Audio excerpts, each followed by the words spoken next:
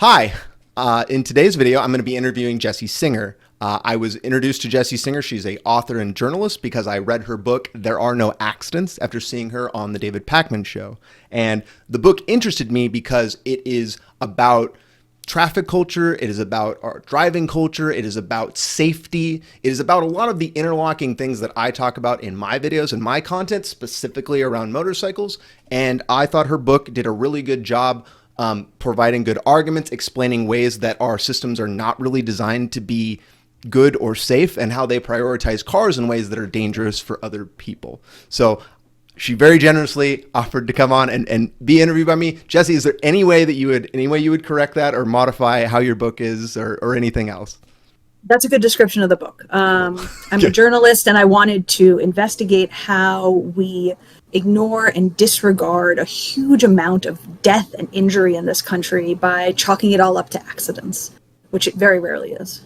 And that came because you had a very personal experience, right? And I'm sure you've told the story a million times, but like in summary, like somebody very close to you was killed because of effectively a failure of safety and regulation and like this failing culture that we have. It's true. My best friend was killed when he was 22 and I was 23. He was killed by a drunk driver while riding his bike on a protected bike path that runs along the west side of Manhattan. And for a long time, the story that was told was like, there was a drunk driver. The drunk driver was in the wrong place. The driver was driving down the bike path.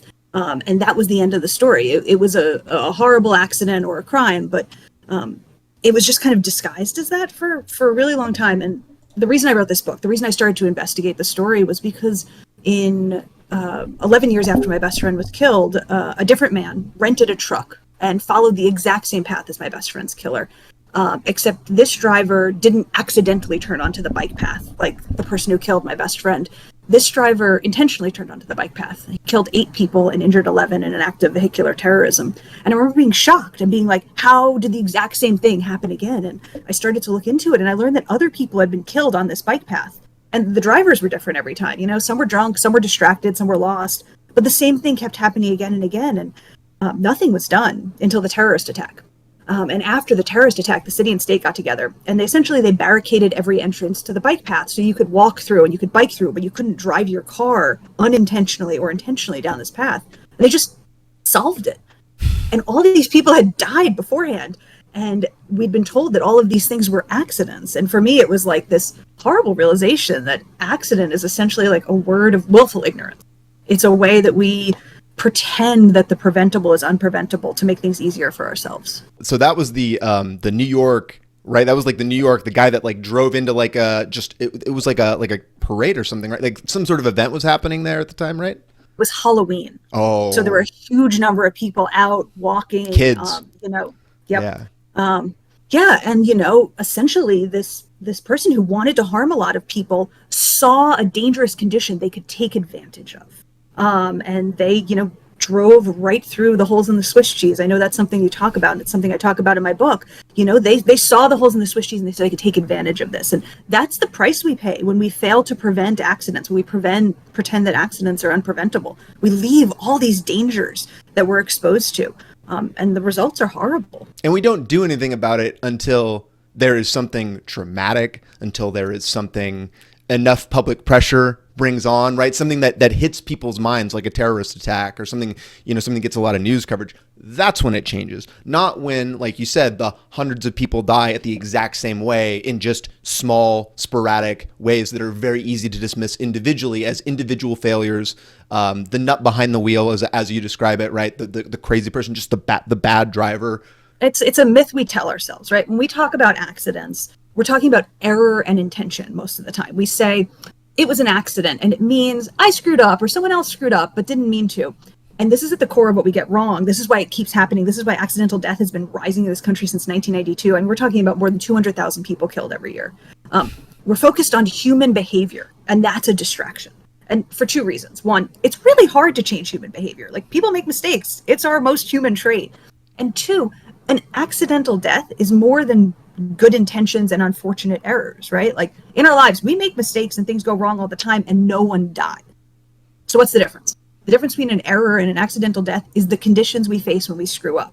It's whether those holes are in the Swiss cheese. It's whether you can drive your car down the bike lane for miles. And that definition of an accident is rarely discussed. For example, exceeding the speed limit is a mistake or a bad decision, whatever way you want to characterize it. But whether or not you die while exceeding the speed limit, that's a matter of the conditions you faced, the nature of the road, the nature of your vehicle, the nature of the other vehicles on the road. And my personal story, what drove me to write this book, follows the same path.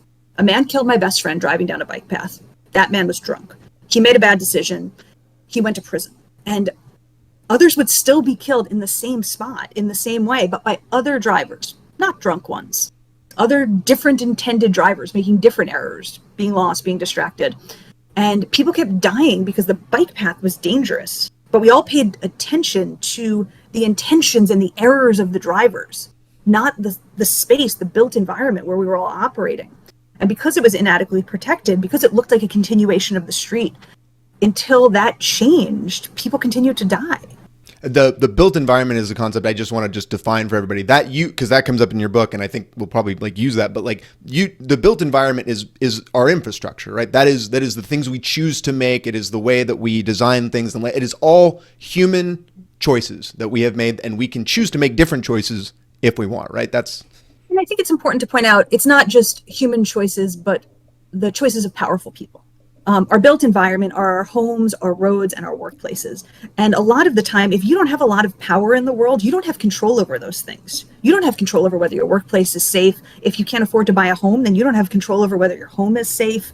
And you have no control over whether the roads you're driving are on and safe. And so we're putting a lot of trust, in engineers and in elected officials and appointed officials who are defining how our built environment works, how it's regulated, and how we're all allowed to operate on it. Yeah, you talk about regulatory capture too in the book, and how that affects everything. It affects our traffic infrastructure. It affects flights, Boeing. It affects all of these different infrastructure, trains, like these things, and I think that in today's world, people are starting to realize that, right? We had that train that went off the rails a couple months back, and now it's just disappeared, even though it was such a big deal. And there was all these investigations about how they have these advanced braking systems that they just don't use because it's just expensive and they just don't want to, and how they get around, they skirt restrictions around it, The truth is, the only thing that's ever reduced accidental death in this country is our regulatory system. But those organizations have been defanged and defunded.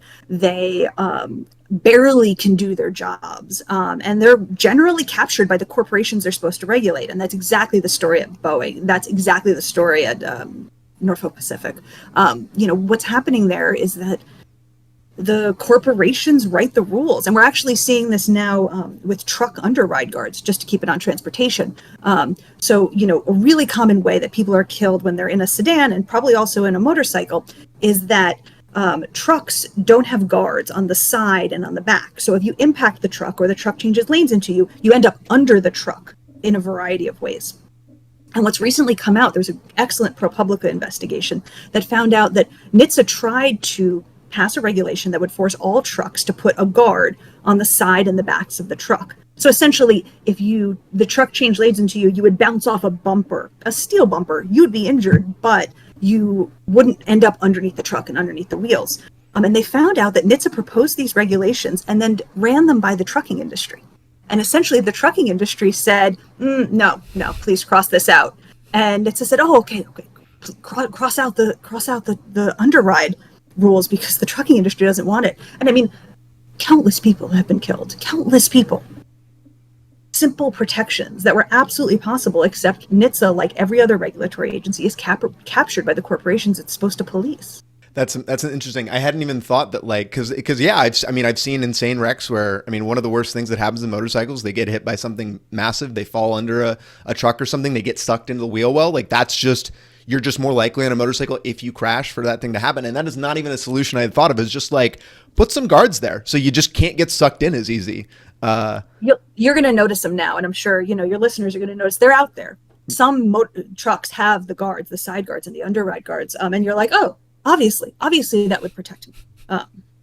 Probably costs $20 more per truck though. You can't have that. So I want to move. This is great. I'm glad we had this conversation. So this is a great for the book. If you want to buy her book and read her book, this is the topic, and this is what I was so interested in and had so much learn so much from. So I really encourage you to buy the book for that reason. It's pretty quick and easy. Like I said, I read it twice because I just enjoyed it. But I now want to get into the things that I brought you on here for, which are the things that are not in your book, because I want to talk a lot more about motorcycle safety and specific safety concepts around motorcycles. But a lot of that is, again, I'm reading, NHSTA, like the National Highway Safety Transportation stuff. I'm reading different studies from different smaller organizations from states. And it's like, there's a lot of, you can't really draw specific conclusions a lot of time, especially with motorcycles, because of a lot of what you talked about, where there's so much variability in how crashes occur, in impacts. And that is, that I just wanted your professional expertise on a bunch of things. So the first one is lane splitting. What do you think about lane splitting? I think this is fascinating. So I totally support legalizing lane splitting, but I think it's important to point out that it's a workaround for an unsafe environment.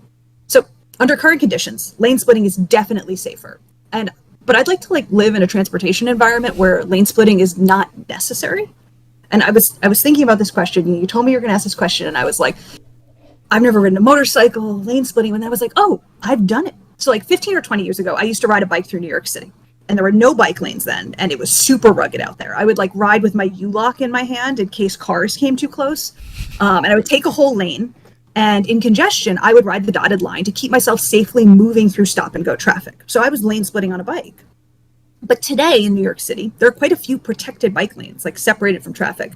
And this is undeniably safer than where I formerly had to ride. And so, the thing is that motorcyclists will always be at the mercy of other better protected road users unless they have dedicated, safer, protected space on the road. So under current conditions, that makes lane splitting the safest option because it lets motorcyclists remove themselves from the mercy of others, remove themselves from better protected road users, someone in an SUV. So it should be legal, but I'd like to imagine a future where highways have dedicated space for more vulnerable users. So I think I'm proposing bike lanes for motorcycles. Oh, okay. That's a spicy take. I can't wait to see the comments on that one. I don't know if you saw mine. I just did a video about sharing the bicycle lane as a motorcyclist, because there was a lot of strong opinions. Now in Seattle, we have a lot less. When you say protected bike lanes, can you define that? What is a protected bike lane versus unprotected? So, normally a protected bike lane that you might have seen 10 years ago, it was a line of paint with a little bicyclist symbol in it. A protected bike lane has a buffer, so space. And then traditionally that space offers some physical protection. So a cement curb or bollards that prevent vehicles from entering the bike lane. So that is a thing we don't have much of here. We have a lot of bike lanes. We don't have a lot of protected bike lanes. At the most, it's extra gaps in space. And that was the thing that a lot of the bicyclists said. They were like, you know what? The ones that supported it were like, you know what? You can have that if we're not there because we don't really feel that safe. We don't really feel like it is actually that beneficial or that different from just going in between two cars, And especially what you're doing there is, you're lane splitting, right? You're just using the bike lane for it. And, I think when I'm talking about this idea of a bike lane for motorcyclists, I'm talking about on the highway. I'm talking about, I'm talking about if our concern is keeping motorcyclists safe, that's, I feel where motorcyclists are much more at risk. And that's where they need space that's protected for them. In an urban environment, everyone's just be moving a little slower so that those sort of questions are, less forefront. Yeah. In Thailand and some other, Southeast Asia countries, those types of motorcycle lanes specifically are actually pretty common. I've seen them a lot with real protections, with at minimum like bumpers and stuff, or little whatever concrete. That would be good. The highway isn't really that unsafe for motorcycles relatively. It's intersections. That's where people die on motorcycles. It's the left turn or whatever. It's those types of impacts. Same thing with cyclists, same thing with pedestrians, same thing with everyone who isn't protected by a steel case of an automobile and also has much clearer visibility, than a person in a car. Something I think is interesting though is how much people hate lane splitting. And I think this is really telling, and it gets into something I talk about in the book, that it's people hate lane splitting and these laws are never passing. And I think it's because we love to blame victims. And victim blaming makes us feel better in the face of tragedy, right? So you see a motorcyclist killed while lane splitting. It's a way to say blaming them. and saying we shouldn't legalize lane splitting is a way to say, like, that could never happen to me because I'd never fill in the blank. I'd never lane split. I'd never ride a motorcycle. And so, like, legalizing lane splitting would take away people's ability to blame motorcyclists for their own deaths. Because if we admit that lane splitting can save lives and the data's there, we're admitting that the problem is the road system, not one nut behind the wheel or behind the handlebars in this case. That is, you also talk about in your book, it's not only the victim blaming culture, but the culture of people thinking to themselves, putting themselves in the position of, I'm a responsible person. What if I accidentally killed someone unintentionally? Like, I think of myself as responsible, but I also don't think of myself as so responsible that I couldn't make a mistake and kill this person. And that is their concern, right? They are afraid of their own accountability and becoming, the person who did the bad thing and then being blamed for it. We live in a carceral country. We're terrified of blame. The punishment is real and swift. I mean, like, those fears of being blamed aren't just like very human. Like, there's real like consequences there. And I think the big point is that, like, it's so ineffective too to the problem, that this culture of blame and fear of blame keeps us from actually solving the dangerous conditions. And it prevents, us from really looking at what the problem is. We're just so afraid all the time of getting blamed that we're not actually looking at what's happening here.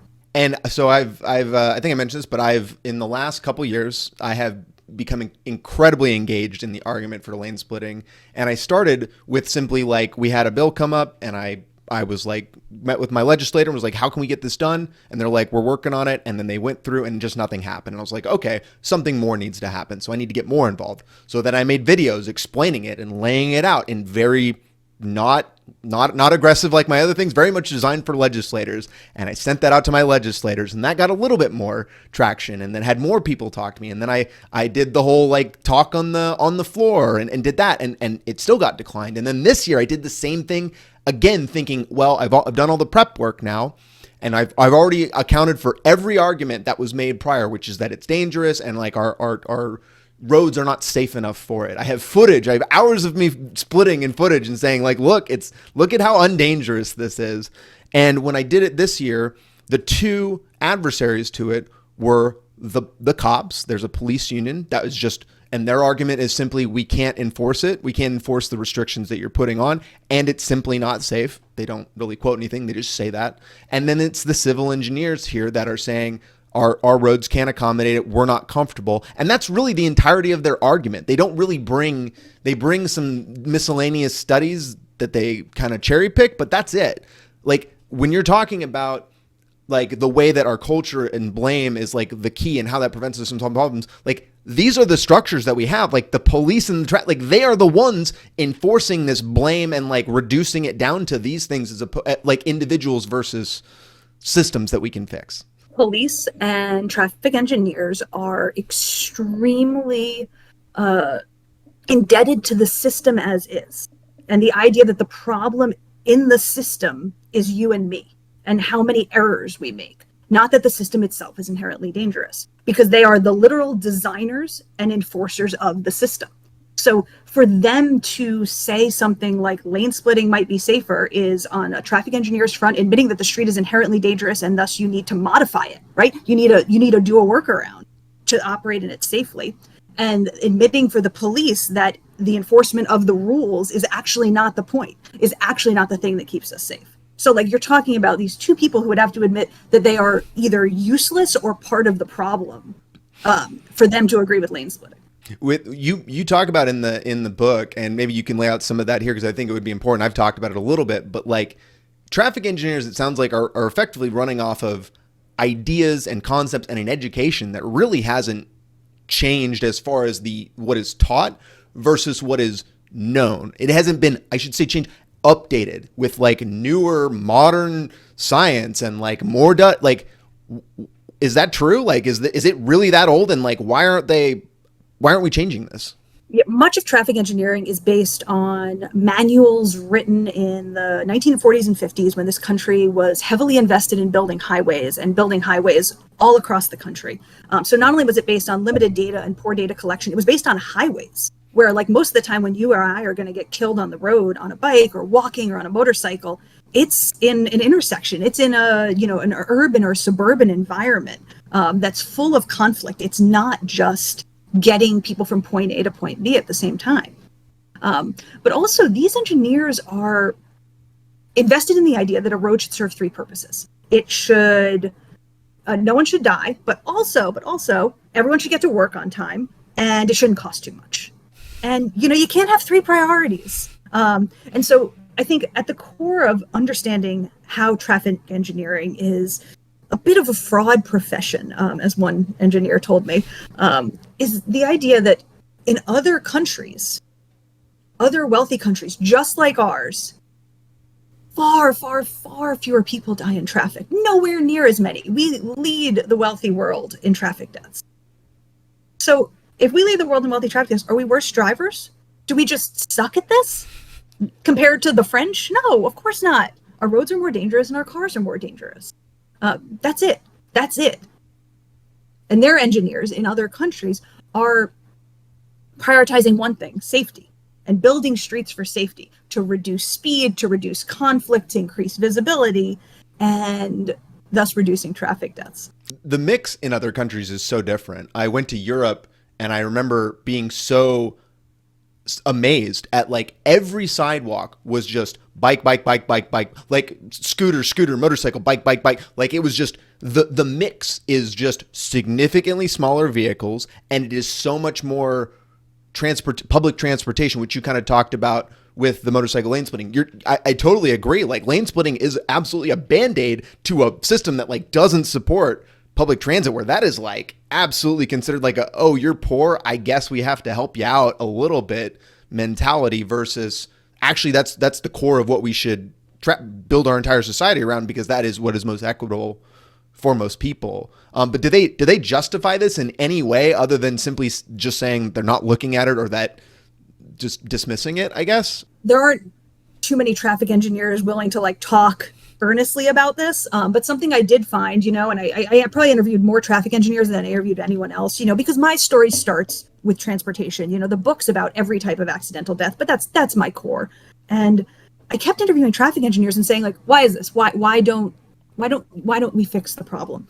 And I was truly shocked at the number that turned to me and said, drivers are just nuts. I made this street as safe as I could, and drivers are just nuts.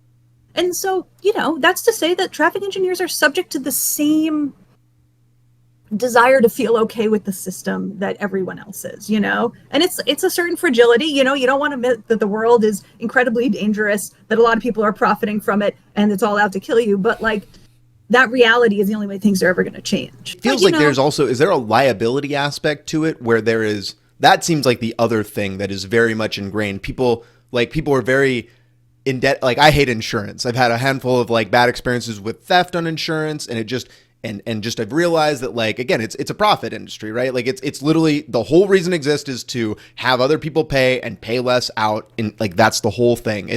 I worked at Best Buy. We sold service plans because they were like these repair plans because they were profitable. That was why we sold them, not because they were better. We sold them as better for the customer. They were profitable.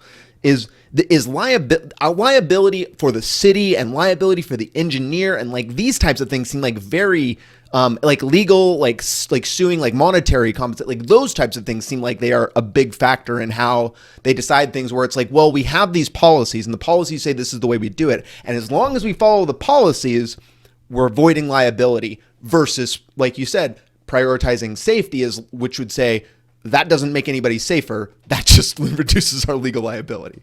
Right. If someone dies on a street and you are a traffic engineer who followed all the rules of these highway manuals in making that street, and you say, oh, that street is actually unsafe, well, then you're not only liable for that street you designed by the rules, you're liable for every other street, because all of the streets were designed by that and people are dying on them all the time.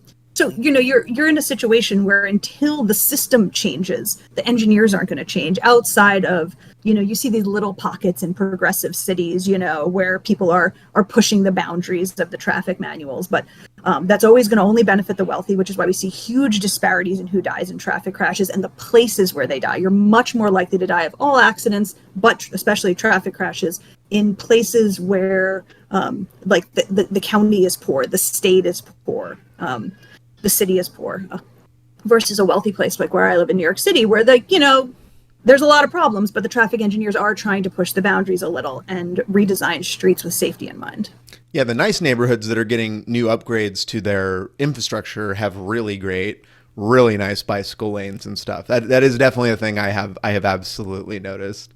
How, taking a step back to the motorcycle concept, how do you think of, like, motorcycles are a thing where people think motorcycles are dangerous. I never want to ride one. It's a death trap. Like, that's a thing that I, as somebody trying to get more people into, right, out of the cars into these other methods, because I feel like it kind of needs to come from a grassroots of people choosing in our society. People just kind of got to choose something better, because you're right. Like, I feel like the systems just aren't going to solve themselves until other people are making those choices. But, like, do you think of motorcycles as extremely dangerous and all of that? I mean, I think at a time in my life, long before I was doing the research for this book, I did. I thought that was inherently it. My spouse rode a motorcycle for a bit, and I was like, no. But it was a long time ago, and I'm much smarter now. And the truth is, you're more likely to die on a motorcycle than in a car, but that's not because the motorcycle is inherently dangerous. It's because on a motorcycle, you're less protected when things go wrong. You're more exposed to dangerous things. So whether that danger is your own speed or a big SUV or semi-truck changing lanes. So you're also more likely to die in a small sedan than like a big pickup truck or an SUV. It's the same story. It's because those bigger vehicles are on the road. It's less a matter of motorcycles than what you're up against.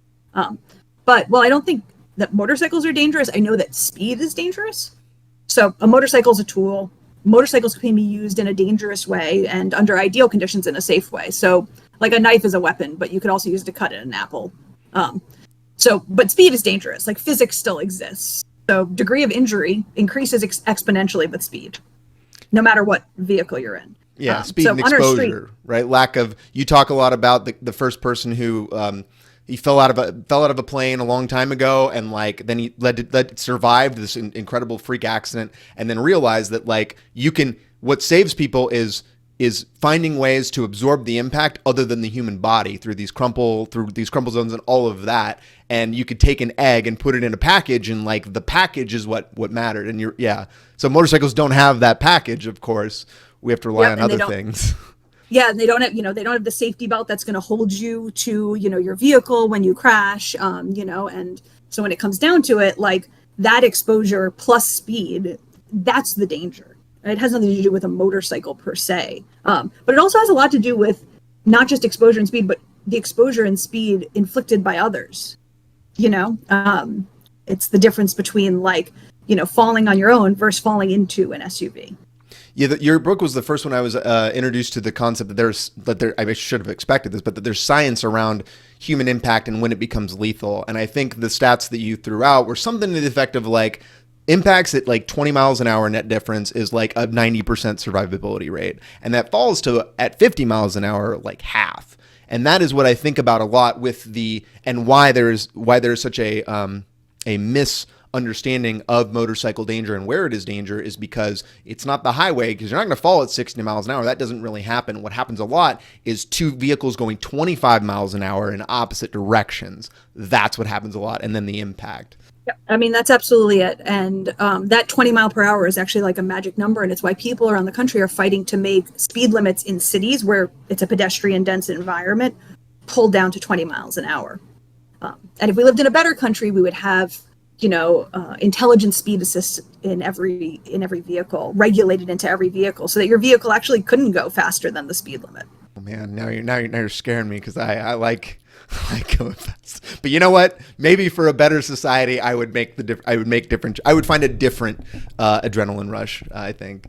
I think, I assume you like going fast on the highway, right? And you going at a reasonable speed is much more important in a pedestrian and dense environment, in a city, in a place where there's lots of conflicts, where you're probably not going fast because it's dangerous to you too.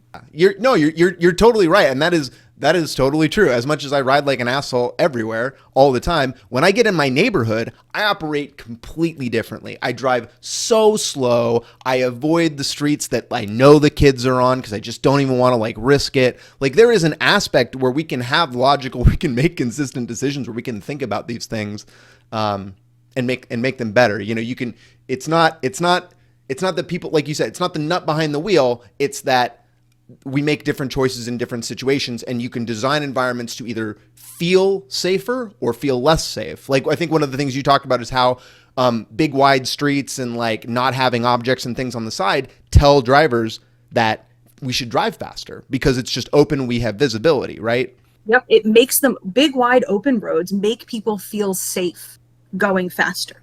And that's why we have and most roads that go through these mixed use suburban urban environments look like that today. You know, they're 4 or 5 lanes. They've got businesses on either side. They've got bus stops, but they're also wide and straight. And so when someone has to cross the street to go to the bus, they're super at risk because those drivers have been told that there's nothing here. You have a wide open plane to travel however you want. And the real problem with that, you know, is besides the fact that it's fueling what's now a huge pedestrian death crisis, is that, you know, those drivers themselves feel safe. And so, like, the best way to control driver behavior is not police enforcement. It's the design of a road. If you made that road narrow and a little curvy, that driver would not feel safe themselves slowing down.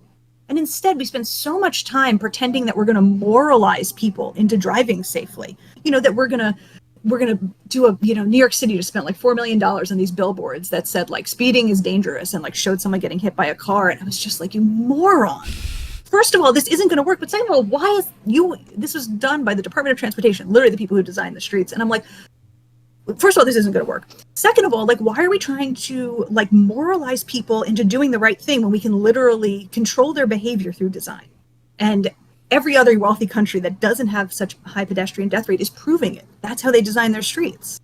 $4 million feels like a lot you could do to improve the streets around and make them safer, especially like hot spots that you might have. Boy,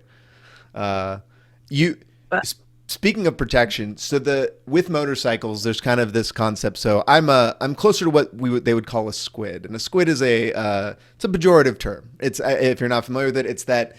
It's the reckless idiot who doesn't really wear gear, doesn't really think about their own survival, and is just having a good time, full send, will probably die. But I've been doing that for 15 years. So that's, there's kind of an inconsistency to that. But I wear a helmet every time, and I wear it partially because it's legally required. But the truth is I wear it even if it wasn't legally required. I wear it because I've taken rocks, I've taken bugs, I've taken things at very fast highway speeds to the head, and they fucking hurt. I know they can like take my eye out and like cause me to crash. Like, I know that exists. I wear gloves every time because I need consistent operation of the controls. I want to feel it exactly the same every single time, but I don't really wear anything more than that. In your perspective, where do you, as far as motorcycle PPE and stuff goes, what are the things that you think as far as like maybe top to bottom, in addition to the helmet, which is the obvious thing that because your brain is like so critical, what else do you think is like the most important things people should do, and how do you value that, or how should they value that? First, a question: is a squid like the nut behind the wheel of motorcycles? Yeah, I think so. The squid is with a younger assumption. Yeah. There's more stereotypes around it, but yeah. Love it. Nice. Okay, so before we get into this, you might need to prompt me with the various PPE, but I wanted to talk to you about something called OSHA's hierarchy of controls. Okay. And maybe you can put a picture of that up for us. Yep. I'll do that. That in post. So this is how OSHA, the very effective workplace regulator, prioritizes controls placed on dangerous workplaces. And you'll notice that PPE is the very least effective way to control exposure to hazards. So it is far better to manipulate the environment than to pad the road user. I like this. This is an interesting way. So as I'm looking at this, and again in the concept of motorcycles, elimination, physically remove the hazard. So I think that is kind of what we're talking about as far as removing cars from the roadway, getting people out of, creating safe barriers, right? Completely spreading and eliminating the things that create risk is obviously the best choice. Motorcycle lanes, for example, or forcing other vehicles to be smaller. We'll all get at that point. And an elimination for me, I do think of eliminating things through as I ride it, and I think about how I ride. I ride for space. Like I don't really think about lanes or even, I mean, I do obviously because it's how other people drive. But when I'm riding on a highway, when I'm riding fast, I'm looking for the most space as possible to avoid eliminating the other objects around me that are variables to my safety. And then there's substitution.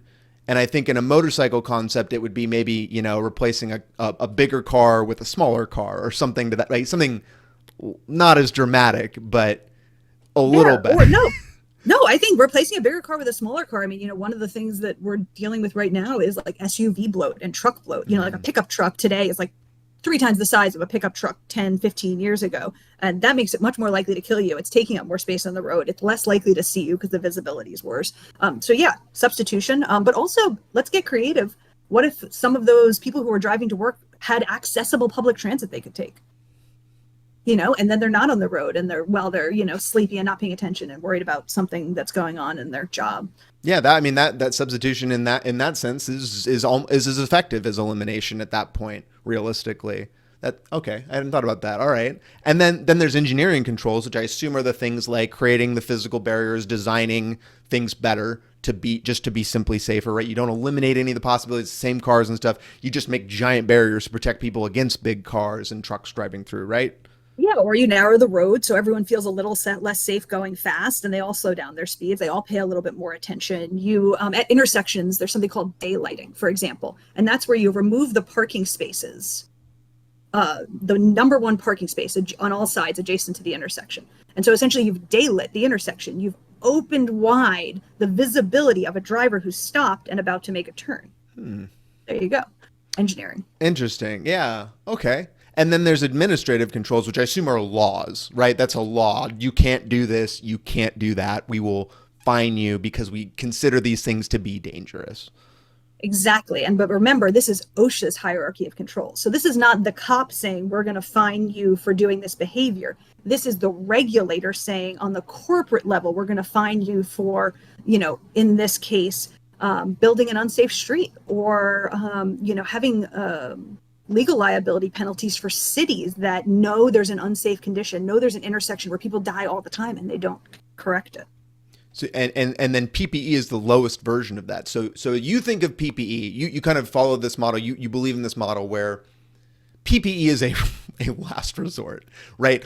It's the thing that it can save you if you ain't going to do any of the stuff that's better, right? Let's kind of... Yes, yeah, it is from an administrative angle, from an angle like OSHA, from a regulator angle, or for the people who are the boss of the system, saying wear a helmet is like the least effective thing they can do. And I think that's an angle to think about the hierarchy of controls, is who has control, and so when governments are telling you to wear a helmet, it's the least effective thing they can do to protect you. And notably, it's the most common one they do. For example, so in my book, I write about how my best friend was killed by a drunk driver. But in the news coverage of his death, the New York Times pointed out that he wasn't wearing a helmet. He was hit by a 4,000-pound car head on by a bicycle going 60 miles an hour. He was thrown 20 feet. The helmet wasn't going to do shit. That is asinine. That is just, and that is the thing I have also noticed too, again, with motorcycle accidents. That's the thing they say, that speed is the first thing. And it won't even be factual. It'll simply be anecdotal. People said they saw them speeding through this or that or the other thing. And you're literally just going off of the judgment of random people who saw it, or you're going off of the cops, whatever the first one there who's not doing the crash analysis, thinks happened. That is part of the culture. It's like that we got to quickly give a reason. It's almost like the Boeing thing you talk about. You got to get in front. Boeing got in front when the Maxes fell out, and they said, actually, the reason they fell out of the air was we just had bad airline guys. The pilots didn't know what they were doing. And then as you that becomes the narrative that I remember talking to lots of people about, being very interested in it and thinking, wow, that kind of seems strange. Okay, I guess. Why would so many... I guess that seems logical because I'm an American and I think, well, American pilots are just better than these other international pilots. The standards are probably higher. That's probably definitely it.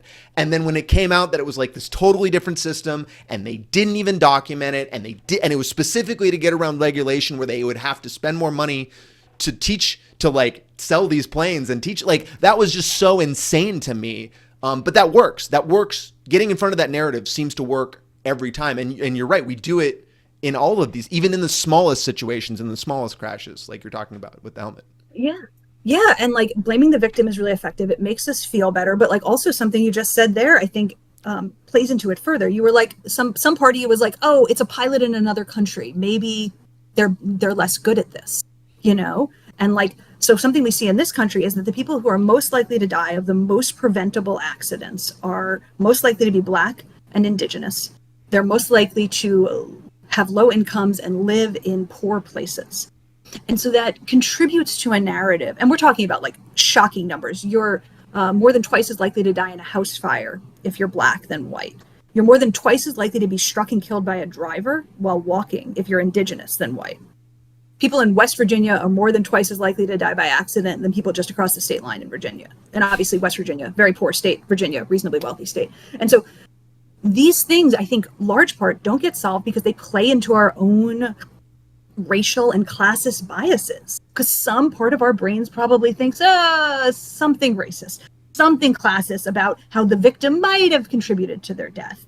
And then these corporations and these governments take advantage of that. You know, they lean into the fact that like, maybe, you know, like, oh, the pilots on this Boeing plane weren't from America. Wink, wink. And as a result, we accept it. We internalize these narratives because we contain the same, you know, the same racism and the same classism, you know, whether we're conscious of it or not.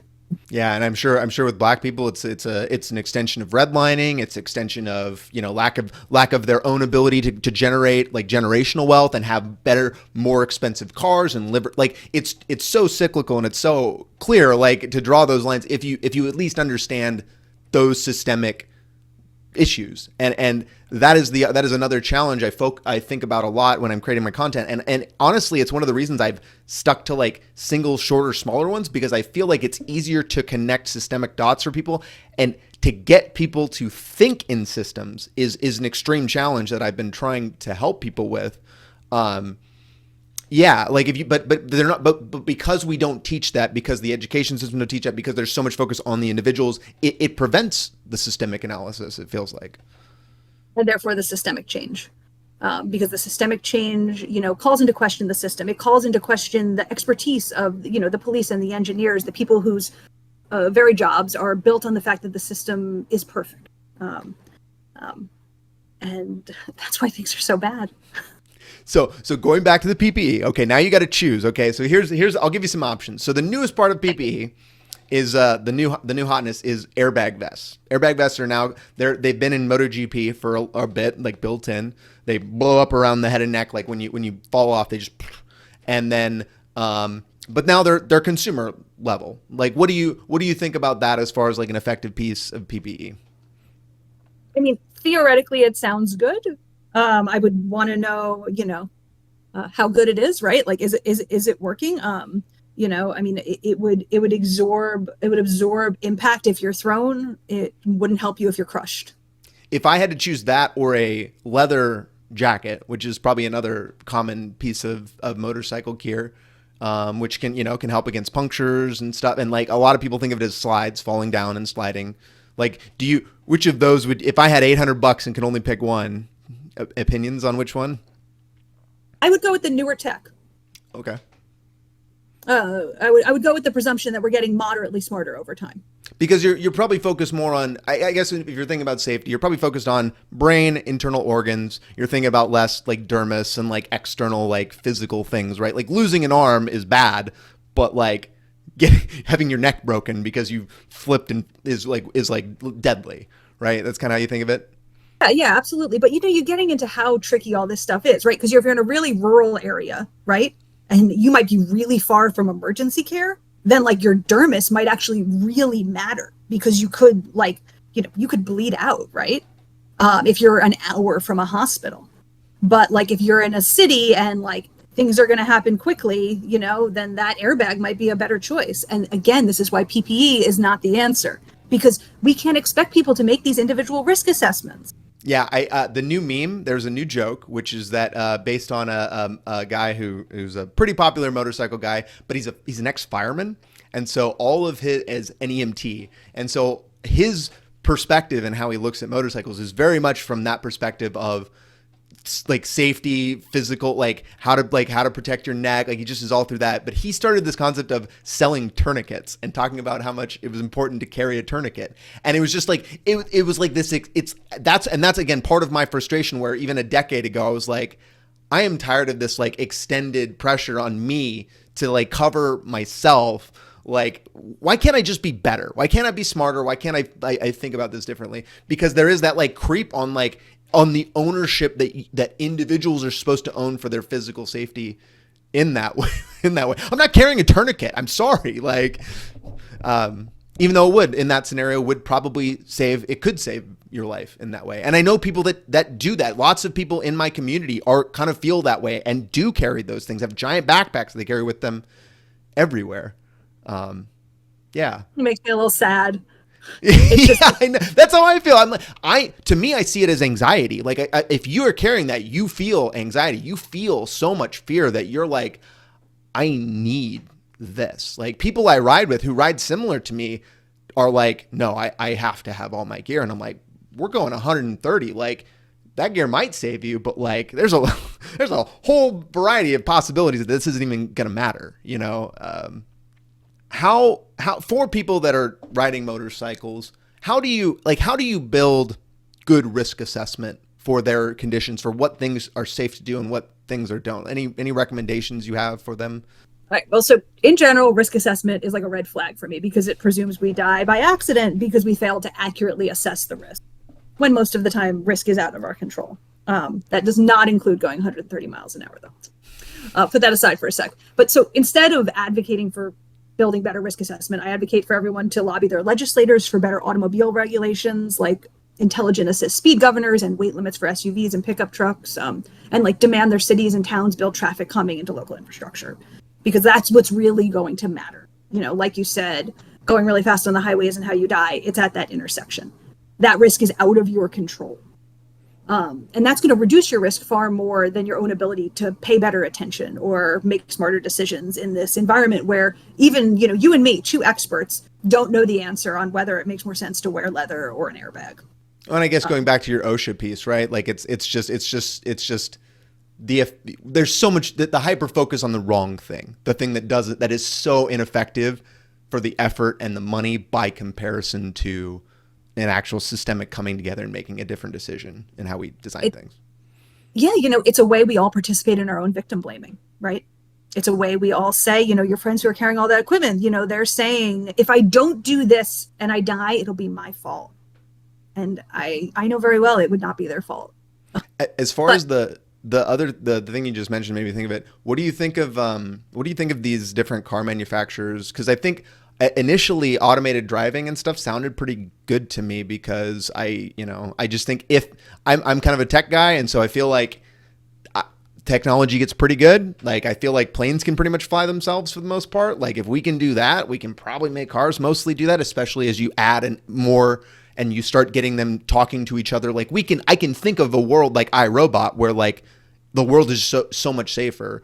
But like in the world we have now, with the way they're doing it, where it's being tested kind of live fire on the real roads with these companies that don't seem to have any regulation, that there's just kind of like I assume this is like not good in your opinion. And like, I mean, so autonomous vehicles are totally unregulated by and large. NHTSA has just like taken a step back. They're like, we don't want to stifle technology, but really they just don't want to stifle corporate wealth in any way. But what we're talking about too is that these vehicles were sold on the promise that the real problem was drivers. That, you know, that they would often cite this statistic, which has now been wholly debunked, that 94% or 96% of traffic crashes are caused by human error.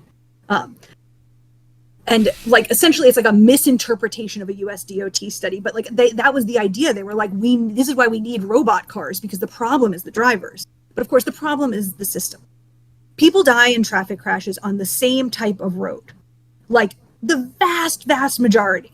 It's wide, straight roads with lots of businesses on the side, you know, that operate at fast speeds. They don't die on the residential street, you know, where, you know, you've got a bunch of houses in a cul-de-sac, and they don't die on the highway the same way. They die on this one type of road. So sometimes those are highways technically, but you know, these high conflict, high speed roads are where most people die all the time.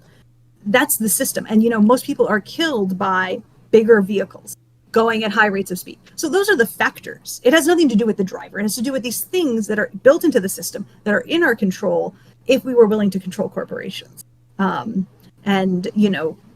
spend a little government money re-understanding, having a better understanding of how we got traffic engineering wrong.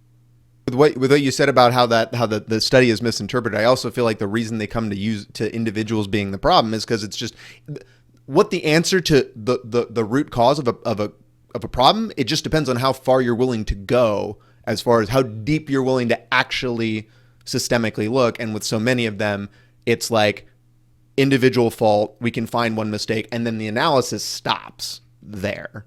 And that's kind of a way that you continue to get that interpretation, is by choosing to stop there.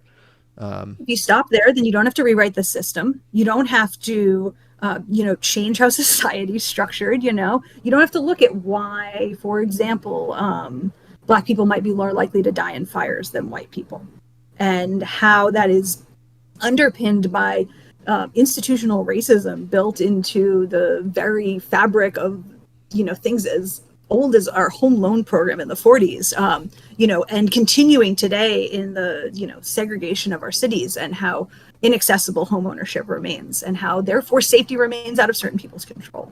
With motorcycles, one of the things that comes up a lot, I mean, it comes up with anything, is the nut behind the wheel concept and all of that, is people, it's like you said, it's victim blaming, right? They look at it and they say, motorcycle riders are assholes. Motorcycle riders speed by me and I hate them because that's how they operate. I have pretty much given up on the idea of trying to convince people of trying to like do a PR campaign for motorcycles where I'm going to operate in this way that I don't believe, and like just to try to like put on airs to impress people. Is that wrong? Like, am I kind of like causing it? Am I pushing people more away from those systemic solutions by doing that? And is there a way that I should be like trying to bring people into from these conversations? Because I'm just trying to point out the problems, and I'm hoping people like figure it out from there. Are you asking that if you behave like a perfect citizen on the road, will that advance systemic change? Yeah, maybe. Yeah, I don't know. It doesn't seem like, I guess when you frame it that way, it seems pretty stupid to even ask that question. Well, and I think, a really good example is the jaywalker, and, like people crossing the street getting blamed for their own deaths, and like, here you go, pedestrian deaths are more likely near bus stops. And yet jaywalkers, people who cross the street where there's no crosswalk, but there is a bus stop, are still blamed for their deaths. They're blamed for not walking 15 minutes up one block across the street and 15 minutes back just to catch the bus that's across the street from their home. So like, if those people are being blamed for their death, if no one's seeing the systemic inequity that people who can't afford a car are being killed by cars on streets that are totally not built for people who need to ride the bus, then like you being a friendly neighborhood motorcyclist, I don't think is going to change the system. The system doesn't want to change. Yeah, that makes sense. But also, don't be an asshole. I mean, like, it's bad for the world. Just because it's not going to. I don't think the way that I drive I think that although people I don't think the way that I drive affects whether I'm an asshole or not. I don't yell at people. I don't flip people off. I don't create road rage situations. I just drive my motorcycle, and that's, people come at me. So, yeah, that's. I believe you. Yeah.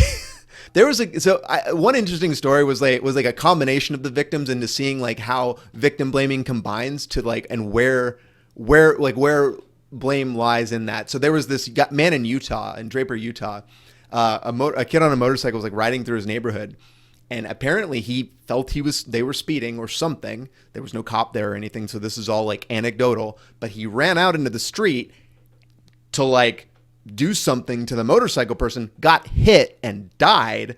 And then I watched the news report, and the news report is a cop saying, well, you got to understand, he was a father, he has kids, and this was a neighborhood, so it's really understandable that he would be concerned and do this. And it was just like, the motorcyclist wasn't cited. There's no it wasn't charged with anything, like this is a thing that nobody saw. So it's clearly not going to come out in any facts. Like it's just going to be, yeah, the guy died, like, and that sucks. But I thought that was interesting, the way that the motorcyclist, even though he was jaywalking, and like they leverage all these other, the family, the father, the children, to like still divert blame onto the motorcycle, as opposed to the person who kind of just seemingly did something not really super logical and emotional, I guess.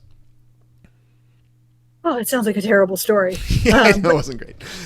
But also an insane one, and like I think it's such a problem with how we like individualize these traffic crashes, into these morality narratives, and like are always looking for that. A story I've seen so much of lately is how that drivers have gotten worse after COVID-19 because everyone's full of rage.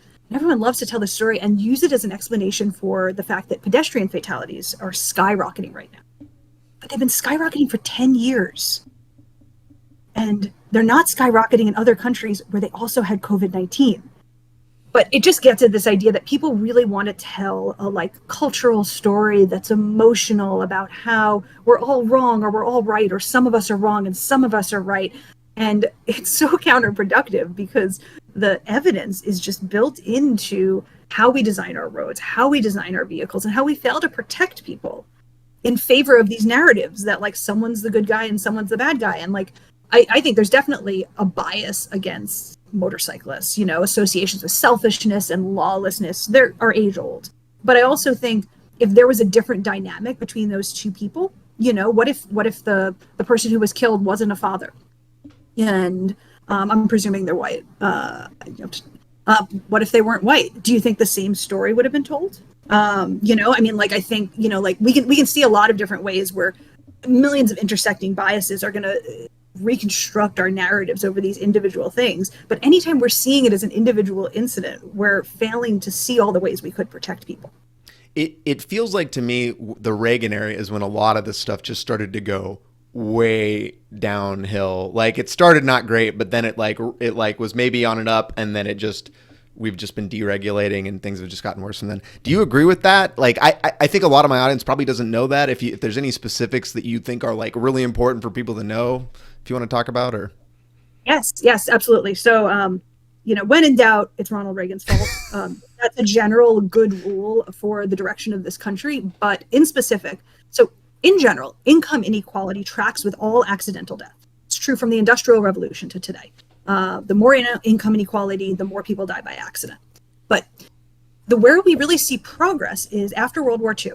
We build out the social safety net and we build out our regulatory system. We create the FDA and the EPA and OSHA, and we expand these, and NHTSA, the National Highway Traffic Safety Administration. We start to regulate automobiles.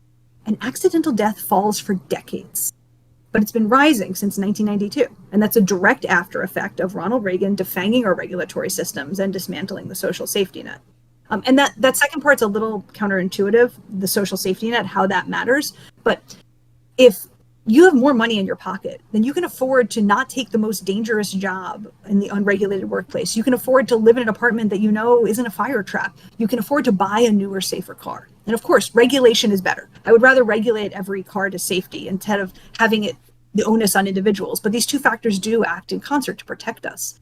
And so what Reagan did was he essentially massively shrank the budgets and staff of our regulatory agencies. And the goal of these agencies, like OSHA, the FDA, NHTSA, the EPA, is to protect us from corporations profiting off our death and injury. And there's a lot of like anti-regulatory rhetoric out there. It's just Republican corporate rhetoric paid for by the corporations, and you really shouldn't repeat it. Because the truth is that, corporations either are required to spend money to protect us via regulation, or they're allowed to make profits while we die. And that's true of the automakers and NHTSA, and it's true of the employers and OSHA.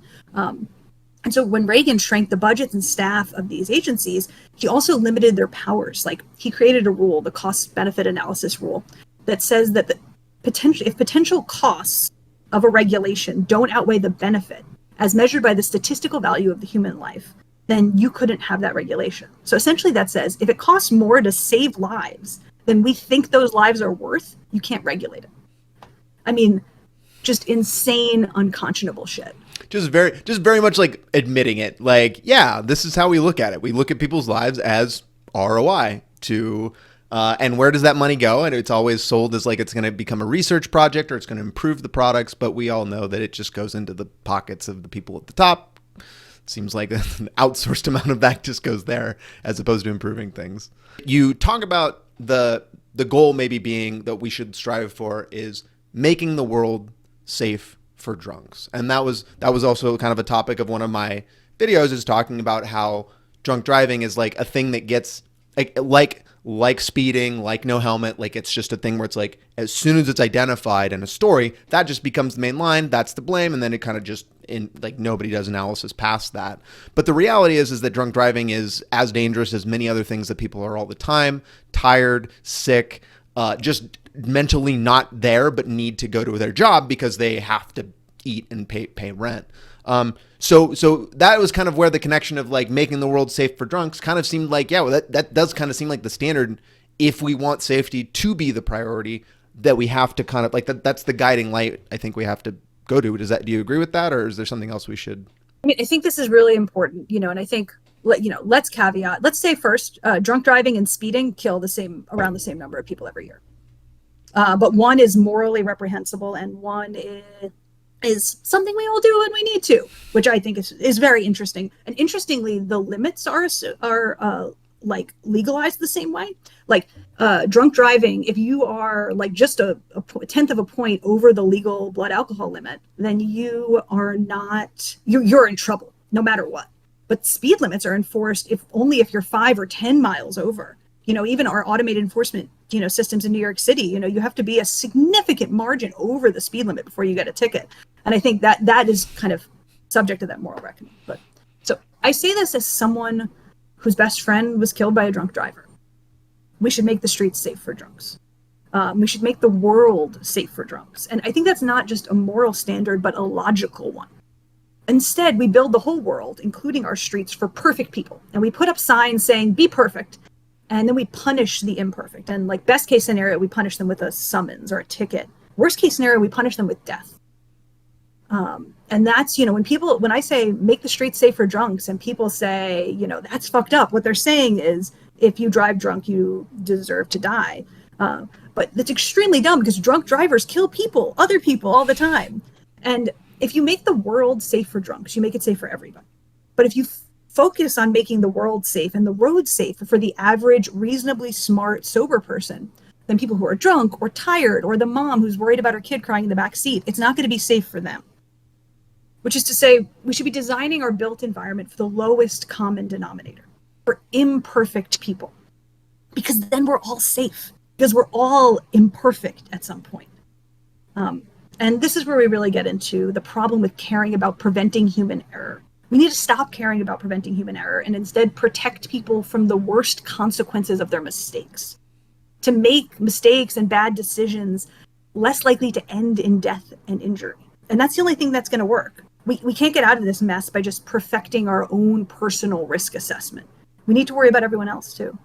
Yeah, let me tell you this personal anecdote here. So I moved into a house, and a house is like on the side and like on the side of a hill, and like it just kind of drops off. The county land just comes to my end, and like the people that bought my house prior, they like paved the last literally like 20 or 30 feet of it because it was just dirt that they didn't give a shit about.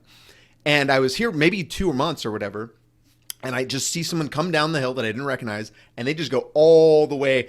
I was literally, my truck was parked at the very bottom, and they like drove around my truck and like kept going because they thought it was like a 2-way street and that it was going to go all the way down. Now, this woman was extremely old, like must have been 80 plus. And like, she's like high-sided on the thing. And I'm like looking out my window, like terrified of what's happening. And I go out and I talk to her and I open the door. I'm like, are you okay? Do you know what's going on? And she's like, is this street? And I'm like, definitely not.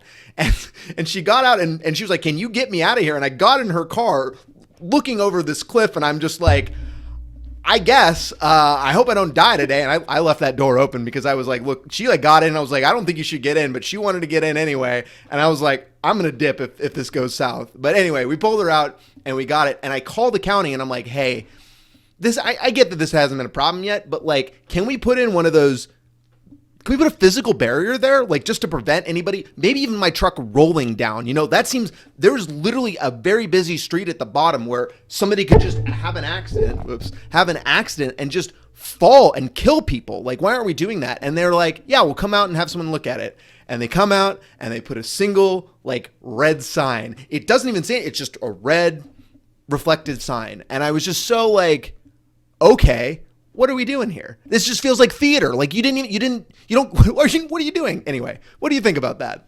Well, not to make my own point, but it sounds like it wouldn't be an accident if the worst did occur there. But what you're talking about here is the classic example. Traffic safety education, and I think that includes signage, and traffic enforcement is theater. It has nothing to do with safety. It is scolding people instead of protecting. And the whole shtick is about making the point that you either mildly bad, and we shall teach you, or you're majorly bad and we shall punish you. Safety has nothing to do with it. And that's why I like to approach these things, traffic safety in general, and all things we classify as accidental death, with a harm reduction mindset. Harm reduction is a school of thought, predominantly from the drug use community. But it focuses on the idea that it's not so important that you try and make someone stop using drugs if all you care about is whether they live or die. And so, we spent years punishing, incarcerating people for drug use. And we had no effect on the overdose crisis, because the overdose crisis is not a problem of drug use, it's a problem of overdose. And with things like fentanyl, where overdose is entirely out of your control, and we could have saved hundreds of thousands of lives if instead our response was to distribute naloxone, which immediately arrests an overdose, instead of putting people in jail. But instead we put people in jail, more people continue to get addicted, we failed to regulate the drug manufacturers, and we lost hundreds of thousands of lives. All of those lives could have been saved if instead of wanting to punish people and educate them, we just gave them the tools they needed to protect themselves, to put a barrier between them and the harm. And in that case, the barrier naloxone is the barrier between an overdose and surviving an overdose. But that barrier can be physical too. A harm reduction mindset to your dangerous cliff is to say, cars can be dangerous, this cliff is hella dangerous, let's put a cushion between them. But instead you got a sign, which won't do anything. Which again, a sign will do something for a perfect driver who reads every single sign and is paying perfect attention and isn't a little old lady. I mean, definitely wasn't going to solve the problem that I had. It sounds like harm reduction I think of as like a consequentialist mindset, but it's a more comprehensive version of it, right?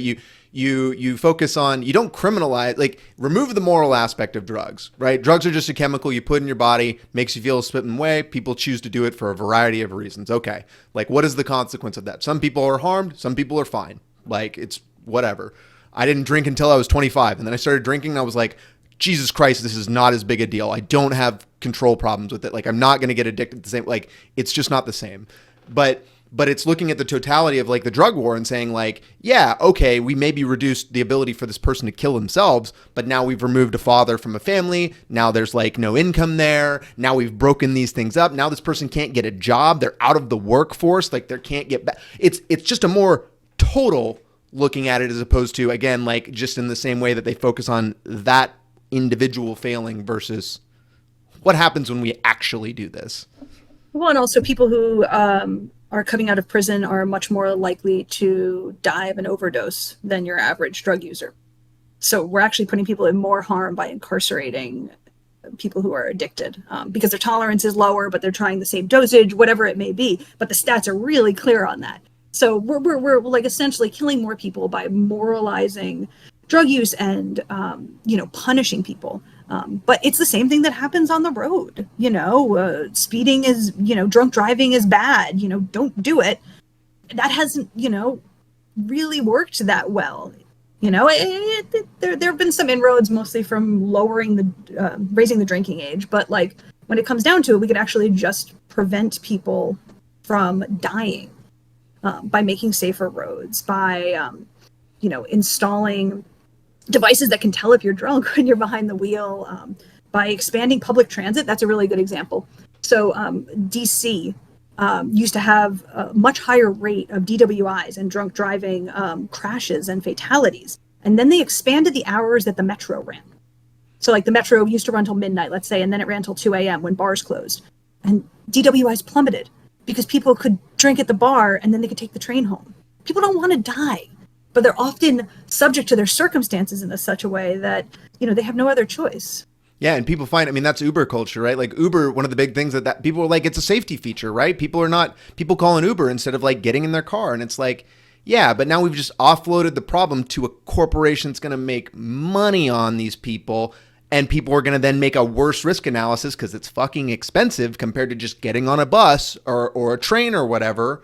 And again, it's like re-offloading it back to the individuals as opposed to just building a train that people just hop on when they're wasted and they just, get to where they need to go. I did come up with an answer in terms of personal risk assessment. Okay. Despite all my, on how we should think about risk and how we should do. Okay, sure. Yeah. How should we do? Okay. Going back to the risk assessment, what did you come up with? Despite the fact that risk assessment is generally a red flag for me, in terms of personal risk assessment, I thought about this and I'm like, okay, fine, I must have some answer. And I did, from my dad, who was a former New York City cab driver. And he always told me to drive and bike and walk like everyone on the road is drunk, which I think is a very good rule for personal risk assessment. Assume everyone is a fucking moron who's blasted out of their mind. And that will keep you reasonably safe. But I also think it's worth focusing on degree of harm. We talked a little about this, how motorcyclists have a higher degree of harm. Degree of harm is measured by weight and speed and, whether or not you're up against something that's in a steel case and you are also in a steel case or not. An SUV or a pickup truck is going to fuck you up more than a sedan. A big rig is the worst of all. Your speed and their speed define your likelihood of death. So keeping that in mind could provide you with some measure of risk assessment, as much as I am wary of it as a measure. Yeah, I think I have a video idea. As I ride, I think a lot about why haven't I died? How am I doing all this shit that people say is insane and makes you dangerous and makes you inevitable that you're just going to eat the barrier, you're just going to crash into something. And I think about all the small ways, and what you just said there is a thing. I think when I'm next to a big rig, like I'm next to a semi, I'm just less likely to lane split because I know that I'm going to have less opportunities to avoid. I'm going to have more opportunities where I'm going to be stuck between two things, and my only choice is to slow down and go forward. And those are not phenomenal choices in like a safety situation. I also use speed as a defense mechanism, which is a thing that other people in cars, especially like car mentality, like we're really just taught to like slam the brakes in an emergency as opposed to evasive driving, which is a thing in a motorcycle I think is critical. Positioning even if you're driving normally on a highway, positioning yourself on the far edge of a lane where you are inches from being able to just drive past a car in front of you that can just stop on a dime is like how you do those things. But that's complicated. That's extremely complicated. And even me, who feels very, very good at it, I struggle to communicate those lessons to people in a way that is internalizable and that they can like pragmatically take. It's experience. It's just years and years of experience. And I guess that just makes it not, like, to your point, that makes it a very difficult skill to build in people. And we should probably just focus on other things that are far simpler and more objective, and we have data that proves that they just work. Yeah, but people want that answer. Like I said, like the victim blamer is in all of us. People want to say like, but how can I protect myself? And it's hard, but I think it's because people sense that the system is not working for them in any way, and that the system is putting them at risk. The video I'm literally about to make, which is called "Motorcycles Aren't Dangerous," the way I end it is talking about how cars are only safer if we only look at the safety of the individual driving it versus the safety of society. And we just promote that solipsistic, internal, like focused on me perspective. There's an insane thing we're seeing right now. I talk a lot about the growing size of SUVs and pickup trucks, which have grown massively in the past 10 years, and that's really driving the pedestrian death crisis. And one of the things that's so tricky about it is that automakers are selling fewer sedans. Automakers are pushing this idea. They want to sell bigger cars, but people are buying them, and I think they're buying them in part because they feel unsafe.